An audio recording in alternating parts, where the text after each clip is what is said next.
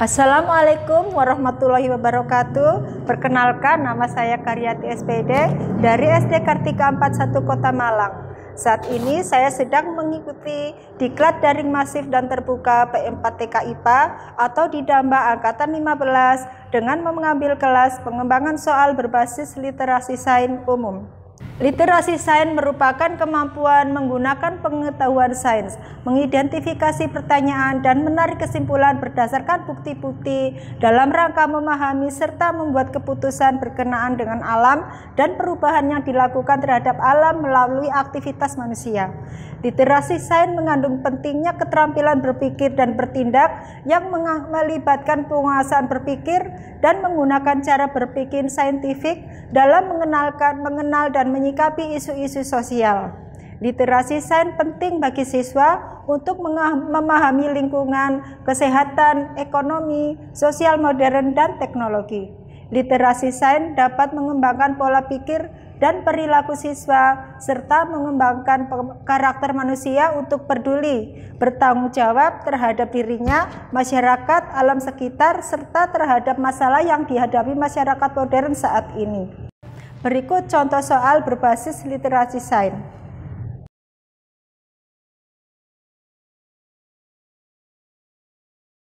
Pada soal literasi sains yang pertama, yaitu akan mengenalkan tentang daur hidup. Daur hidup adalah rangkaian tahapan yang dilalui oleh suatu makhluk hidup, mulai dari masa remaja hingga dewasa.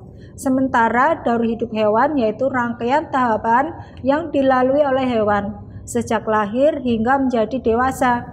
Daur hidup pada beberapa hewan disebut juga dengan metamorfosis.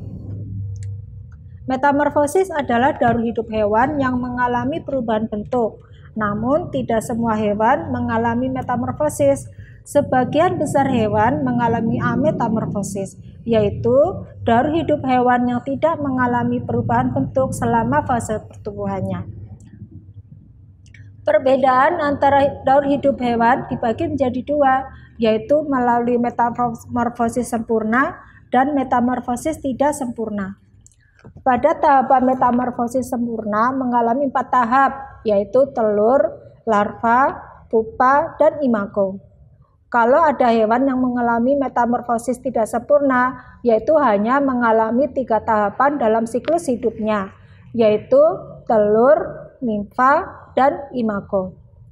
Pada gambar di samping sudah Ibu jelaskan, yaitu tadi penjelasannya tentang metamorfosis sempurna dan tidak sempurna. Pada gambar metamorfosis di samping, tentukan persamaan dan perbedaan dalam siklus hidupnya.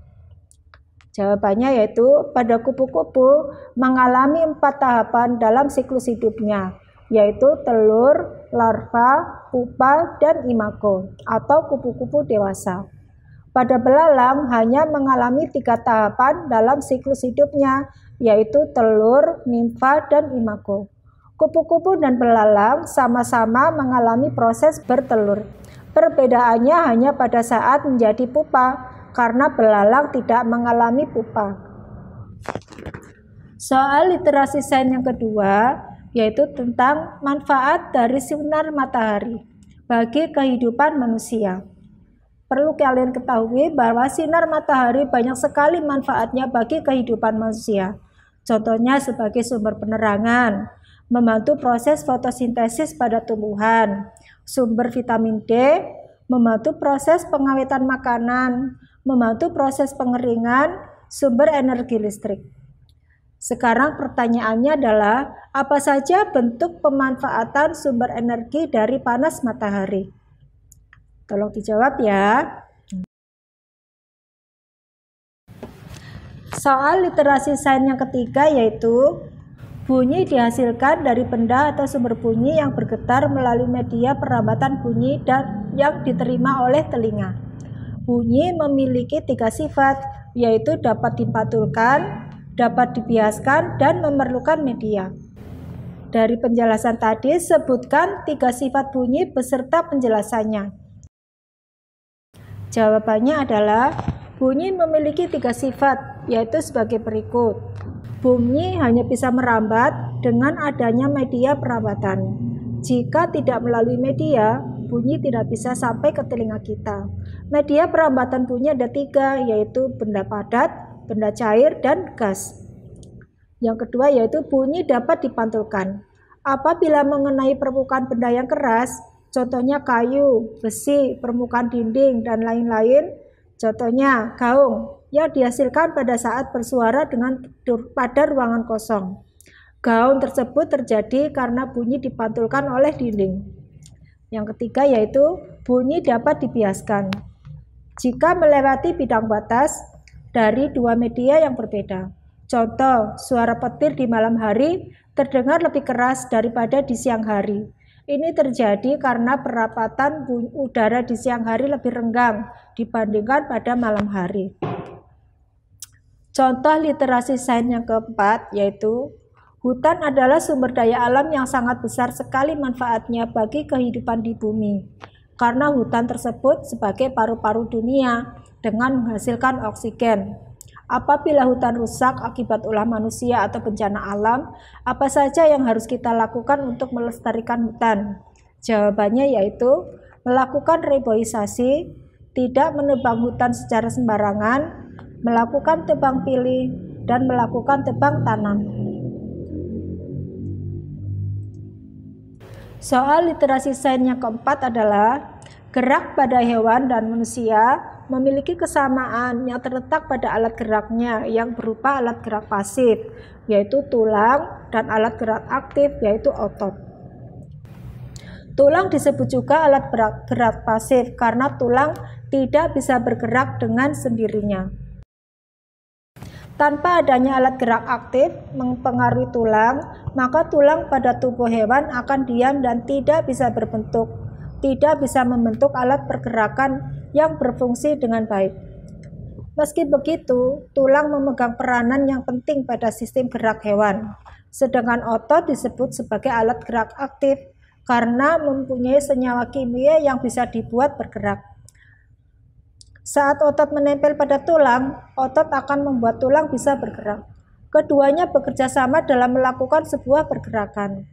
Kerjasama alat gerak inilah yang membentuk sistem yang disebut dengan sistem gerak.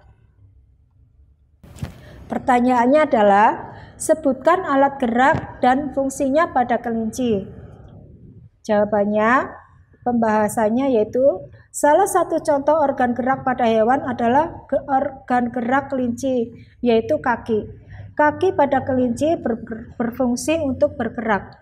Gerakan yang dilakukan kelinci adalah meloncat. Kaki belakang kelinci lebih panjang dan kuat bila dibandingkan dengan kaki depannya. Soal literasi sains yang kelima adalah alat gerak adalah alat yang digunakan makhluk hidup untuk bergerak. Pada manusia, alat gerak terdiri dari alat gerak aktif dan pasif. Alat gerak aktif adalah alat gerak yang dapat bergerak sendiri, yaitu otot. Alat gerak pasif adalah alat gerak yang membutuhkan alat gerak lain untuk bergerak, yaitu tulang. Pada manusia, alat gerak juga dapat dibedakan menjadi 2 berdasarkan lokasinya, yaitu alat gerak atas, yaitu tangan, dan bawah, yaitu kaki. Pertanyaannya adalah, menjaga kesehatan alat gerak dapat dilakukan dengan 3 cara, yaitu pembahasannya yaitu 1. Mengkonsumsi makanan yang bergizi, khususnya mengandung nutrisi untuk alat gerak seperti kalsium, protein, kalium, vitamin, dan mineral. Nomor 2, rutin berolahraga, terutama olahraga yang berfokus pada pemeliharaan alat gerak, seperti latihan beban dan lain sebagainya. Yang ketiga yaitu istirahat yang cukup, untuk memberikan kesempatan kepada tubuh untuk meregenerasi sel-sel yang terdapat pada alat gerak. Tuh ya, soal literasi sains yang ketujuh yaitu tentang organ pernafasan. Organ pernafasan memiliki peran yang penting dalam kehidupan manusia. Oleh sebab itu, kita harus menjaganya dengan baik. Hal ini dilakukan agar terhindar dari penyakit pernafasan seperti asma, kanker, paru-paru, hingga flu dan influenza. Pencemaran udara bisa menjadi penyebab dari penyakit pernafasan manusia. Salah satu sumbernya berasal dari kabut asap rokok ataupun asap pabrik. Salah satu cara yang bisa dilakukan dengan mengurangi aktivitas di luar rumah ataupun gedung. Cara ini dianjurkan untuk pasien dengan penyakit jantung atau gangguan pernafasan.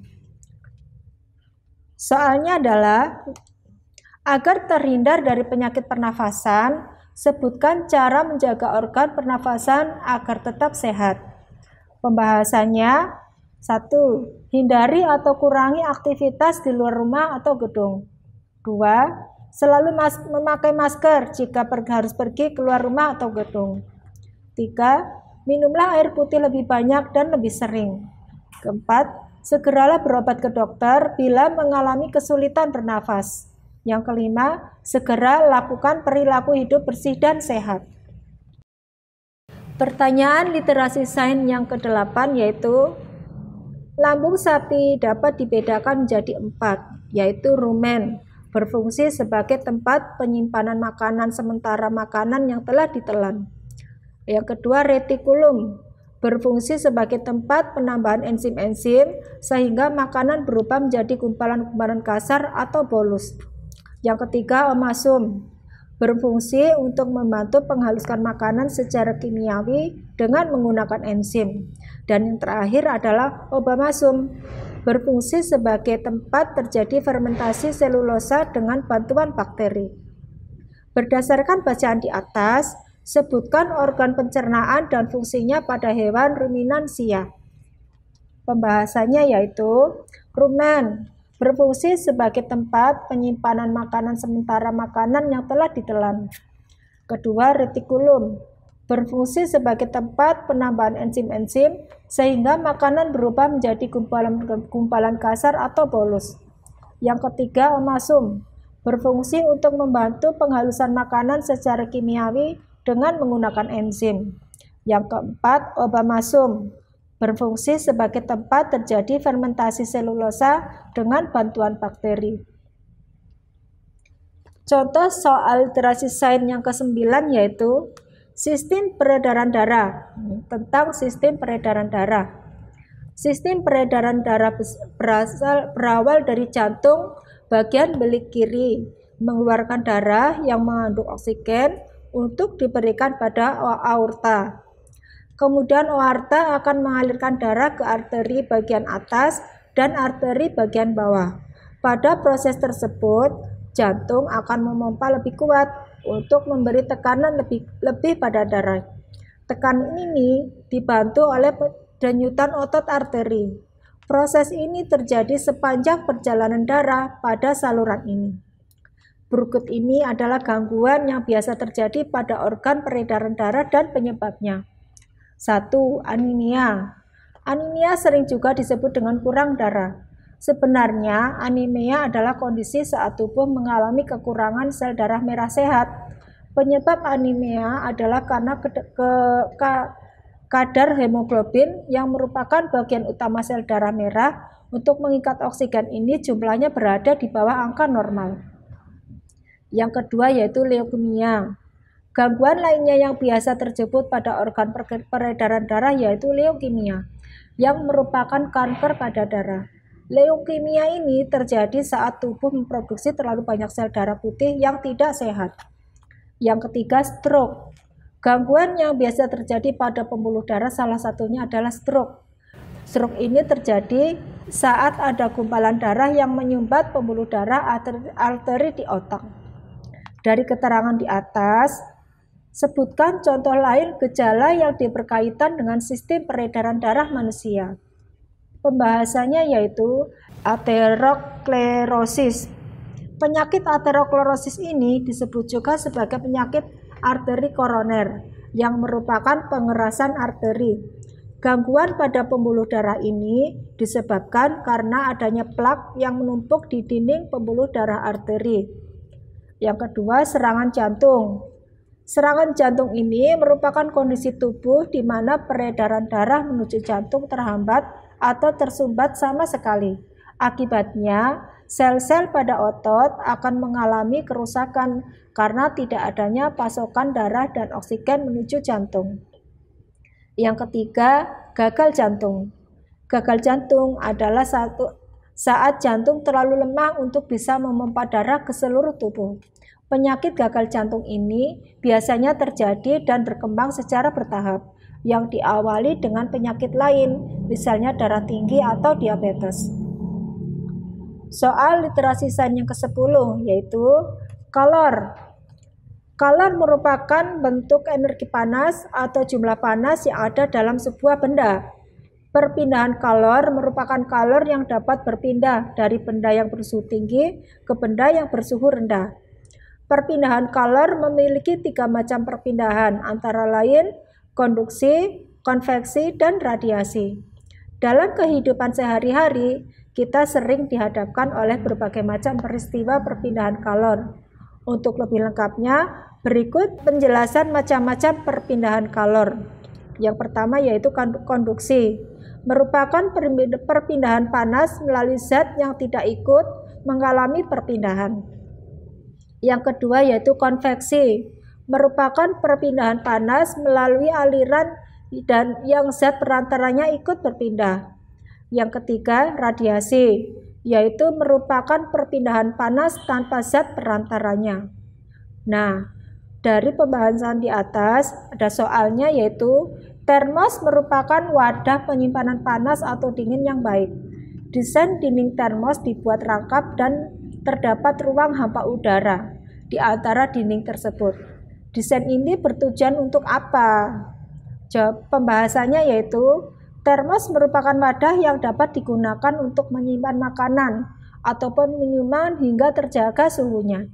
Untuk menjaga kestabilan temperatur, maka termos didesain agar tidak terjadi perpindahan kalor, baik dari sistem di lingkungan ataupun dari lingkungan ke dalam sistem. Demikianlah contoh soal literasi sains. Semoga bermanfaat bagi kita semua.